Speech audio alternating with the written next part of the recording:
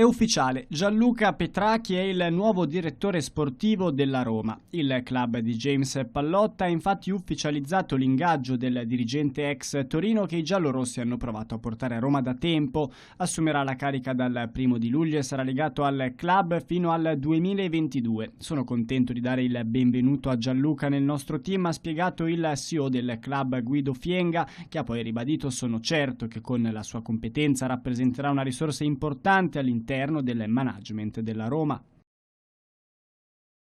La notizia gira da diverso tempo e si aspetta ormai soltanto l'ufficialità del ritorno a Barcellona di Neymar. Il quotidiano spagnolo Sport parla di un principio di accordo tra il club italiano e il giocatore brasiliano che già mesi fa aveva dichiarato di voler lasciare il Paris Saint-Germain. L'attaccante avrebbe trovato l'intesa per tornare nuovamente in maglia blaugrana sulla base di un accordo quinquennale a 24 milioni di euro all'anno, cifra più bassa rispetto ai 37 che percepisce attualmente in Francia.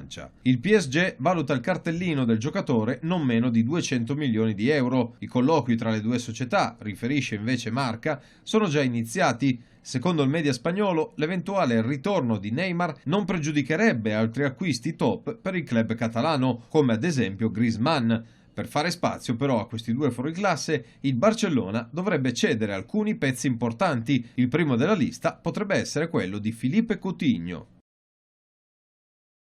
Grande ammirazione da parte di Iker Casillas nei confronti della Juventus. A documentarlo un tweet dell'ex portiere del Porto che scrive: «Gli acquisti della Juventus sono fatti da Udinì, magia pura». Questo è il pensiero del campione spagnolo in merito alle manovre di calciomercato della squadra bianconera. Non si capisce però a chi si riferisse in particolare. Molti utenti hanno pensato a De Ligt, le cui trattative dell'accordo sembrano essere finalmente ad un punto di svolta. Altri invece pensano al centrocampista del PSG Rabiot. Altri ancora hanno fantasticato su Isco del Real Madrid. Nell'attesa di scoprire se il riferimento di Casillas fosse rivolto ad un acquisto in particolare, la Juventus incassa questo attestato di stima, segno che anche sul piano internazionale la vecchia signora si sta facendo notare.